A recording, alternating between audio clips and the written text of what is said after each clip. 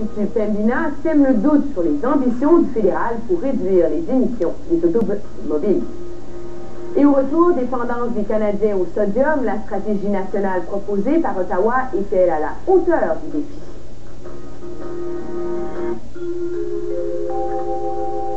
C'est du bon sens. Faut pas avoir moyen à ce temps de mettre de l'essence, hein? Je suis pas d'hypothéquer ma maison juste pour faire le plein. C'est de l'air des guichets automatiques, là. Avez-vous remarqué que moins on consomme, moins ça coûte cher? Le Rogue de Nissan, financement à 0%, traction intégrale sans frais et maintenant offert avec une carte rabais pour faire le plein de gros bon sens. Applaudissez ce spectacle dans la plus vaste salle qui soit.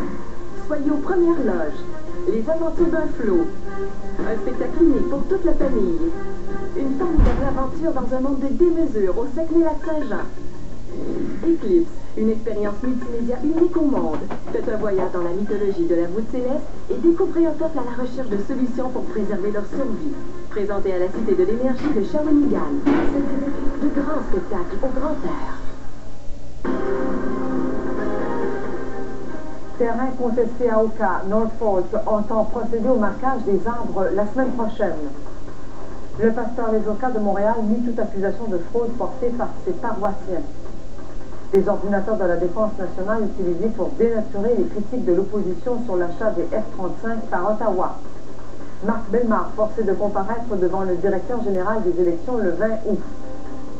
Fuite de pétrole au Michigan, l'Agence environnementale des États-Unis estime que tout est fait pour réparer les dégâts. 6200 cerfs-volants ont pris leur envol à Gaza afin d'établir un record du monde qui pourrait être homologué dans le Guinness.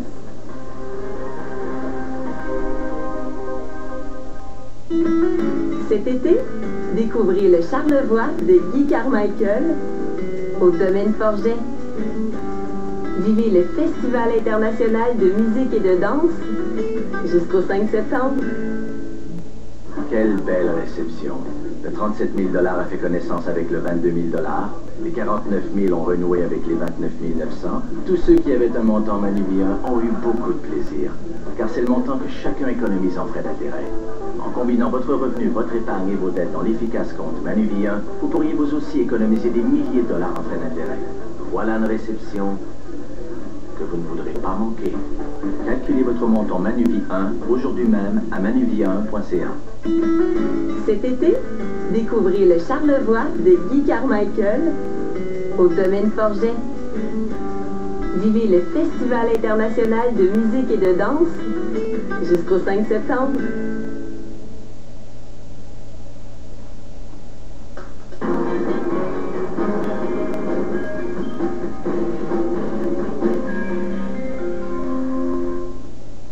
Les Canadiens sont littéralement accros au sodium. Ils en consomment presque 2 fois plus que ce que recommande l'Organisation mondiale de la santé.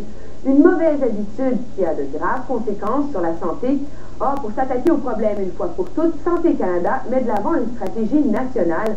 Un plan qui suggère de réduire du tiers la consommation de sodium des Canadiens. Mais attention, pour y arriver, Santé Canada compte sur la collaboration volontaire de l'industrie. J'en ai discuté un peu plus tôt avec la nutritionniste Nathalie Jobin. Madame Jobin, bonsoir. Merci d'être avec nous. On parle, là, les Canadiens savent qu'ils consomment trop de sodium. On évalue ça à 3400 mg par jour. Le but, c'est de le réduire du tiers là, pour baisser à 2300 mg. Juste pour qu'on se comprenne, là, de combien de sel on parle? Là? En fait, le fameux 2300, c'est le maximum qu'on devrait consommer par jour. Et 2300 mg de sodium, ça correspond à une cuillère à thé de sel. C'est beaucoup quand même. C'est beaucoup. Mais pas une cuillère à thé qu'on saupoudrait sur nos aliments, mais le sel qui est le plus consommé, c'est vraiment le sel qui est caché dans les aliments transformés. Donc cette fameuse cuillère à thé de sel, on ne la voit pas et c'est ça qui est problématique dans le cas du sodium. Et c'est ça qui est pernicieux parce que les gens, les Canadiens savent qu'ils mangent trop de sel, savent qu'il faut réduire ça d'une part. Il y a une partie du débat sur le fait qu'ils ne sont pas nécessairement concernés, même si ça fait des années qu'on a la recette. Absolument. En fait, les Canadiens savent que de façon générale, tout le monde en consomme trop, mais pas eux. Ils se sentent pas, donc pas dans ma cour. Moi ça va, je suis pas concernée par le sodium. En fait, tout le monde l'est. Et particulièrement certaines sous-populations comme les adolescents, 97% des adolescents dépassent le fameux 2300 mg, les atteignent jusqu'à 4500 en moyenne par jour. Donc c'est vraiment énorme, considérant les effets que ça peut avoir sur leur santé à l'âge adulte. Mais c'est ça qui est difficile à faire comprendre à la population, c'est que ce n'est pas un effet immédiat sur la santé. C'est toujours ça qui est problématique. Donc c'est des effets qui vont arriver beaucoup plus tard, mais quand on connaît quand on sait que le sodium est directement responsable de l'hypertension et que l'hypertension, c'est la cause de décès évitable la plus répandue à travers le toutes les maladies. Comme la cigarette, absolument. Donc quand on se met à réfléchir à ça et quand on sait qu'on s'habitue à diminuer le sel de notre alimentation, c'est sûr que c'est pas quelque chose qu'on fait du jour au lendemain, il faut y aller graduellement, mais c'est tout à fait possible. Maintenant, dans la mesure où moi, j'arrive à la maison ce soir, je prends ma résolution, je diminue le sel. Le fait de mettre moins de sel sur mes aliments ou quand je fais à manger à la maison, ça ne suffit pas. Il est là le problème. C'est que même si on demande aux Canadiens de faire leur part, c'est pas assez. Dans la mesure où c'est dans l'alimentation, la restauration, c'est-à-dire, est-ce qu'une stratégie de cible volontaire peut réussir, justement? Bon, en fait, l'industrie faisait partie intégrante du comité sur le sodium, donc l'industrie est prête à faire des efforts.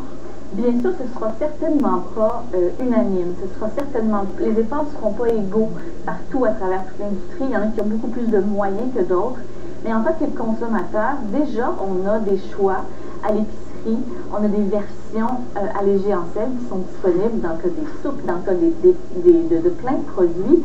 Donc, c'est à nous de maintenant intégrer cette espèce d'habitude. Je sais, là, c'est une autre à ajouter un autre effort de plus à faire quand on va faire l'épicerie. Il faudrait vraiment que de regarder le sodium sur le tableau de valeur nutritive, ça devienne un geste d'emblée, ça devienne un geste obligatoire parce que c'est comme ça qu'on peut s'en sortir. Et si le sel est aussi dangereux presque que la cigarette d'une certaine façon, la cigarette, on en est venu à bout en mettant des règles obligatoires. Pourquoi est-ce qu'il n'y aurait pas justement fallu procéder de cette façon-là pour le sel? Serrer la vis par une réglementation. Évidemment, je ne vous cache pas que ça a été source de débat à travers les membres du groupe, mais l'aspect volontaire était au départ ce qu'on avait recommandé et l'industrie tient à démontrer, ils veulent qu'on laisse la place la chance au courant. Oui, pardon. Donc, tout comme les gras trans l'ont fait. Donc, dans le cas des gras trans, on voit maintenant que c'est peut-être pas efficace et qu'il va falloir réglementer. C'est le même processus que Santé Canada veut faire. Donc, c'est le processus de laisser la chance au courant tout d'abord. Donc, on y va avec un aspect volontaire et après ça, on verra ajuster si jamais les efforts ne sont pas suffisants. Est-ce que parce qu'on ne sait pas exactement combien d'argent est donné à cette stratégie-là, est-ce que dans le fond, le clou de tout ça, c'est pas encore davantage d'éducation auprès des consommateurs? C'est une très, très grande composante de nos recommandations. Donc, il faut que non seulement on éduque les consommateurs, qu'on les sensibilise, mais il faut aussi attribuer une partie de l'éducation aux chefs, aux cuisiniers, à ceux qui sont responsables des cafétérias dans les instituts publics. Donc, c'est tous ces gens-là qui doivent être sensibilisés et éduqués, y compris évidemment les consommateurs. Donc, une fois que la demande viendra de tous ces gens-là, l'industrie aura peut-être plus le choix de suivre.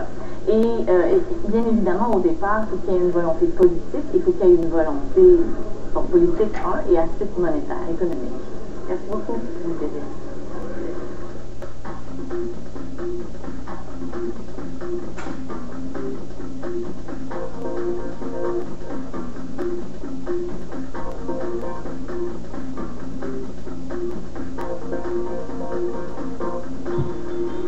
Un peu plus tard, à l'émission Inefficace, le plan d'Ottawa pour des voitures plus vertes, c'est du moins ce qu'affirme l'Institut Pembina. Et au retour, les médecins résidents réclament la fin des gardes de 24 heures.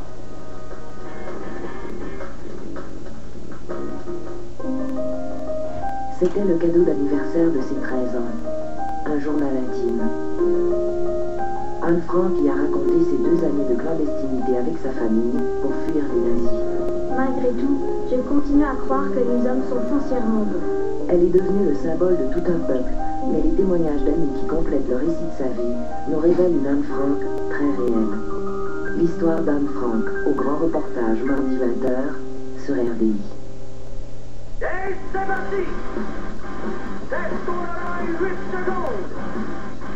Le Festival Western de Saint-Tite, du 10 au 19 septembre. Une présentation Monson Export, collaboration avec Desjardins. Une programmation à couper de soupe. Aujourd'hui, Home Depot rénove la vie de... Louise, j'habite Shepherd. Et on lui demande, avez-vous ça la magie? Oui, j'aimerais ça aussi des fois être magicienne. Magicienne? Ou même un petit peu sorcière. Vampire? Mais parlant de magie, on en fait nous autres aussi. On prend l'après et la peinture et avec le moment, ça donne la peinture 2 en 1 de paire. Allez, on sauve une grosse étape avec ça. Réaction, Louise? As-tu connu? Louise? Rénover la vie de Louise avec des produits innovants, c'est beau. Mais là, j'ai entendu dire à mon la broche, je pense.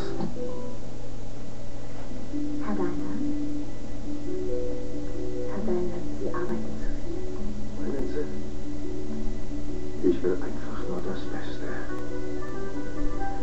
Gottlieb Daimler avait promis de construire la toute première automobile au monde et de constamment la réinventer, de conquérir le cœur des gens grâce à des victoires en sport automobile partout dans le monde. Et de les fasciner grâce à des designs inoubliables. Il avait promis de ne jamais cesser d'innover, de toujours sauver des vies et d'être un pionnier de l'excellence en matière de mobilité. Hier, aujourd'hui et demain, cette promesse a toujours été et sera toujours la même, le meilleur ou rien.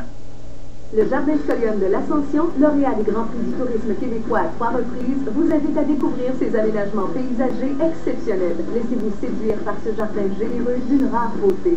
À la demande générale, Trigger, le cheval savant, est de retour du 31 juillet au 8 août avec 3 spectacles par jour. Le Jardin Scolione ouvre également ses portes en soirée cet été. On y propose une expérience originale unique au Québec. Le concept a demandé 4 années de travail et l'installation de 650 lumières. Le Jardin Scolione a seulement 20 minutes d'Alma. Et c'est parti!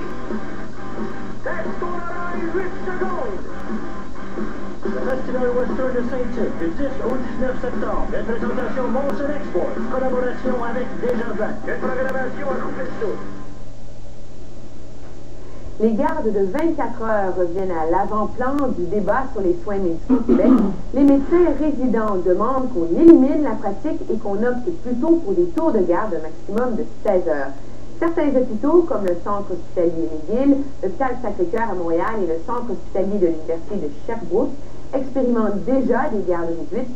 J'en parle donc avec Nicolas Joly, anesthésio-logiste au CHUM et secrétaire de la Fédération des médecins résidents du Québec.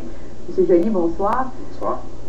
Les gardes de 24 heures, ça a souvent eu l'allure d'un rite de passage pour les résidents. Pourquoi avoir décidé il y a 3 ans de lancer cette bataille? C'est un de nos résidents qui a, par ses études en droit, a tenté de challenger ce problème en soumettant un grief, disant que c'était contraire à la Charte des droits et libertés du Québec et du Canada de faire des gardes de 24 heures parce que ça portait atteinte à la sécurité de sa personne. Okay. Mais médicalement, au-delà du fait que c'est épuisant, que c'est désagréable, qu'il n'y a personne qui veut travailler 24 heures, est-ce qu'il y a un aspect médical par ailleurs à cette revendication-là qui dépasse le bien-être des résidents? Là? Effectivement. Notre devoir déontologique, notre code de déontologie nous dit qu'il ne faut pas que nos patients qu'on fasse des erreurs qui peuvent leur être fatales. Donc, on a des études qui démontrent que de faire des gardes de 24 heures, ça fait en sorte qu'on fait plus d'erreurs. Par exemple, 36% plus d'erreurs d'inattention, d'erreurs, et puis 2 fois plus d'erreurs d'inattention. Donc, on sait que ça peut porter atteinte à la sécurité des patients, en plus de porter atteinte à la sécurité des résidents après 24 heures sans sommeil. Mais qu'est-ce que vous répondez aux médecins qui, eux, travaillent dans des centres qui ne sont pas des centres universitaires, par exemple, et qui disent, écoutez, nous, on est médecins, on est gynécologue à Châteauguay ou ailleurs en région, nous, on les fait, les gardes de 24 heures, pourquoi les résidents ne seraient pas capables de les faire? Bien, c'est une question qu'on entend souvent. Je crois qu'en général, le fait de